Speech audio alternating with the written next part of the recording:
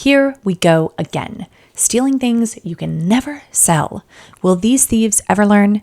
Today, we hop down across the border to Mexico, where we find a story of artifact heisting that literally shook an entire nation, sending them into a frenzy and giving us another question to answer.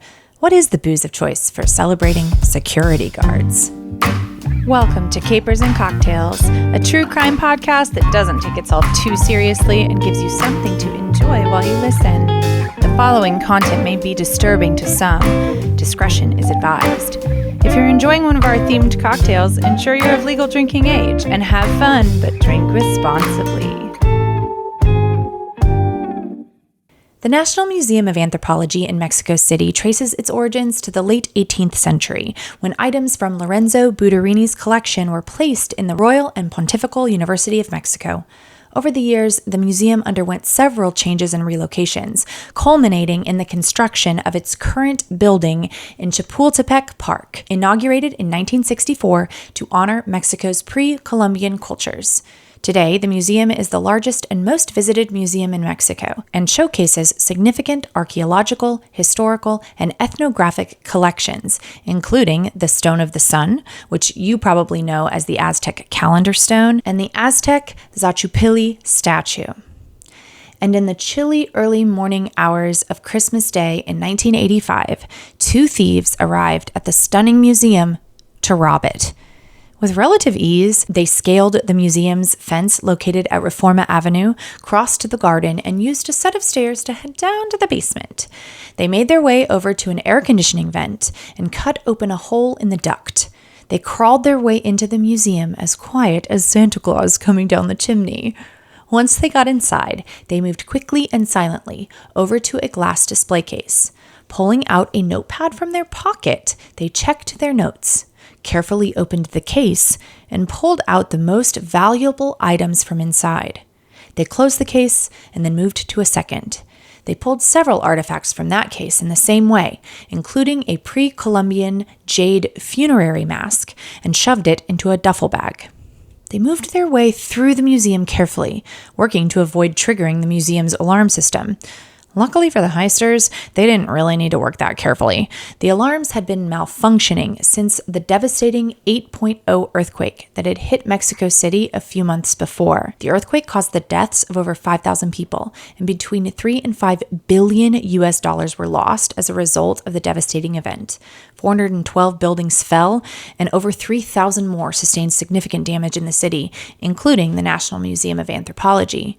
Also, all 9 of the security guards that were supposed to be patrolling the floors at a regular cadence had gotten swept up into an impromptu Christmas party and were instead very busy drinking and celebrating, and they weren't drinking milk with their cookies, if you know what I mean.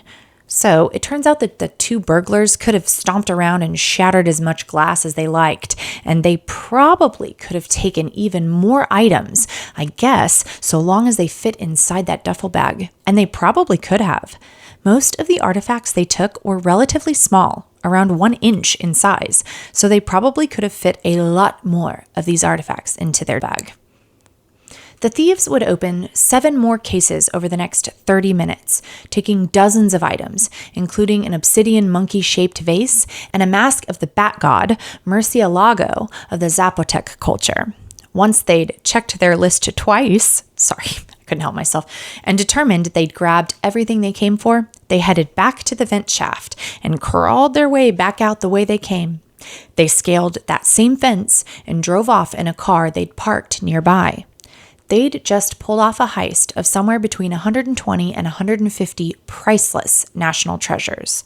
Artifacts from the Aztec, Mayan, Mixtec, and Zapotec empires had been stolen.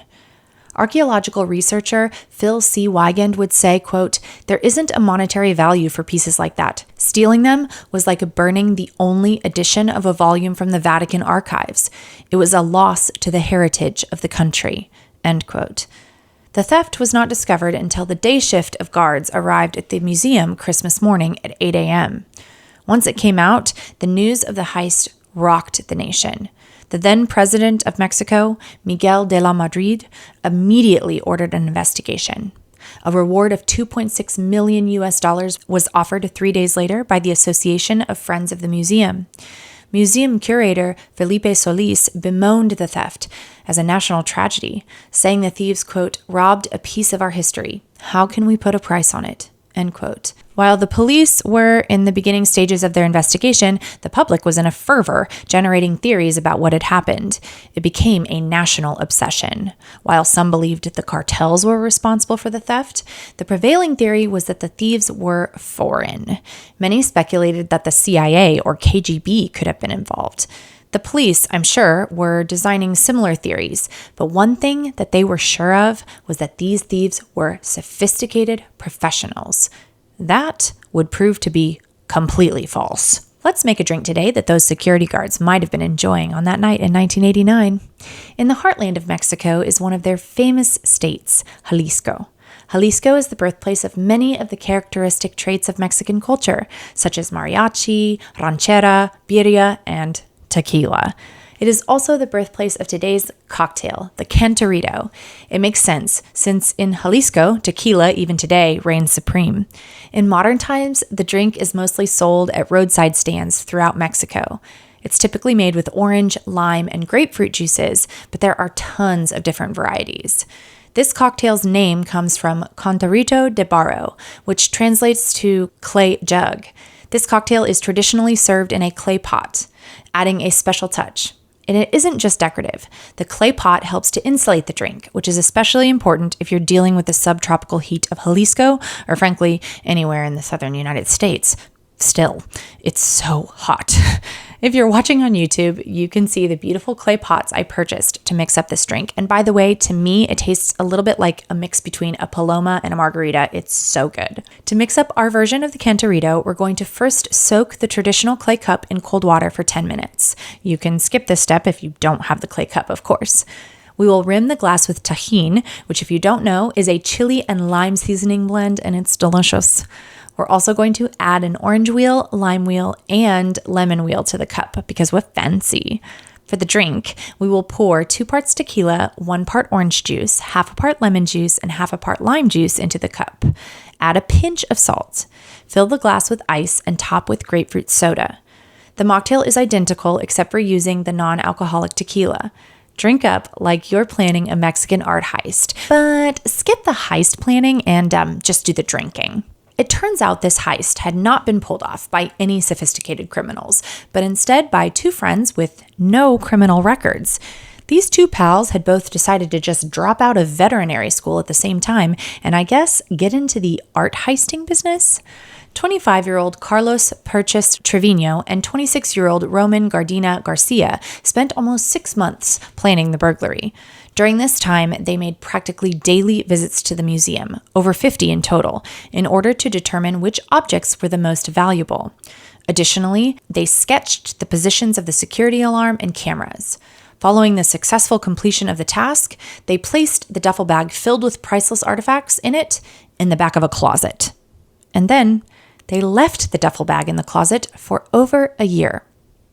After Carlos felt like they had waited long enough and they were safe to move the artifacts, he grabbed the bag and headed to Acapulco.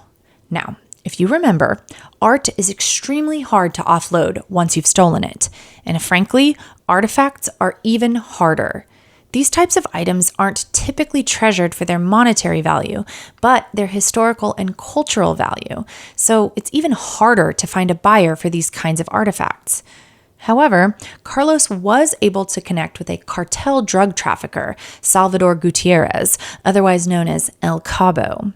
Carlos traded a few pieces for an unknown amount of cocaine. They made a deal to exchange the rest of the items for more cocaine, but then El Cabo got himself arrested on drug trafficking charges.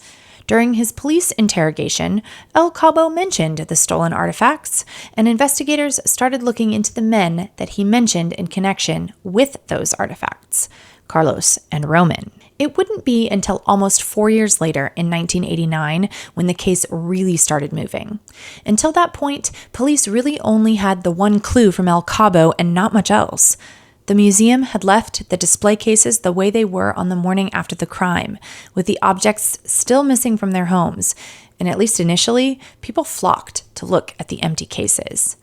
But generally, people had moved on and away from the exciting theories they'd developed immediately following the heist, especially when the World Cup started in Mexico in 1986. On June 9th of 1989, Carlos traveled back to Mexico City with the rest of the artifacts and was arrested by federal agents, who discovered 111 priceless national treasures just stuffed back in the back of his closet.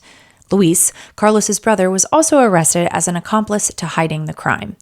Roman Garcia grabbed 7 of the artifacts from the closet and skipped town, evading capture by authorities. A few days after Carlos's arrest, the National Museum of Anthropology announced the recovery of the unharmed artifacts. It was almost all of them, except for the 7 that Roman snagged before skipping town. Only one object, that bat god statue, required a little bit of repair. Everyone breathed a sigh of relief. There was a big concern that the thieves would destroy the artifacts if they had gone unsold in order to destroy evidence. The president held an official ceremony to return the objects to the National Museum of Anthropology. At the ceremony, he would say, quote, "Each of these objects brings us a message from our past, from ancient civilizations that forged an era of singular glory. We have recovered part of our injured pride," end quote. The museum created a brand new exhibition featuring the stolen items and their contributions to culture. Carlos was charged with theft and damage to national treasures, which carried a punishment of 10 years in jail. In addition to that, he was charged with a variety of narcotics and trafficking offenses, each of which carried a potential penalty of 25 years in prison. Carlos Trevino was given a total term of 22 years in prison, following a very lengthy trial that took place in 1992. However, he was freed on probation in 1995. Please do not ask me how those crimes can end up yielding that little of prison time. Can you hear my eyes rolling? Carlos would later be killed under mysterious circumstances. The other vet school dropout, Roman Garcia, would never be found to be arrested or charged with any crime. None of the security guards faced any consequences other than an inevitable hangover and the shame of losing over 100 priceless artifacts. The National Museum of Anthropology responded to the heist by putting in an anti-theft electronic alarm system, a fire detection system, a closed-circuit television system, and increased security personnel. This incident served as a wake-up call for Mexico, shedding light on the immense value of their archaeological heritage and altering their understanding of cultural identity. Not only that, the repercussions of the heist extended globally, showing the world the vulnerability of museums and galleries and emphasizing the need for better security to safeguard our cultural legacy. Thanks for hanging out with me. One of my favorite parts of this season of Capers and Cocktails is the number of crimes we have that are around the world. We're very cultured and worldly here on Capers and Cocktails, aren't we? You should mention that in your review on your favorite podcast listening app. A quick thing for you that would mean a whole lot to me. Thank you to all of you who have done it so far. I'm making the big eyes with tears in them emoji if you can't see me. You all are the best. Next week again, for no reason, we're doing a cult. Remember, it's hard for me to find cults that aren't super duper awful, so feel free to skip the next upload if you need to. You know I'll be here when you come back. I'll see you next week, and remember, there are always alternatives to stealing priceless artifacts that you can't even sell. Come on, people.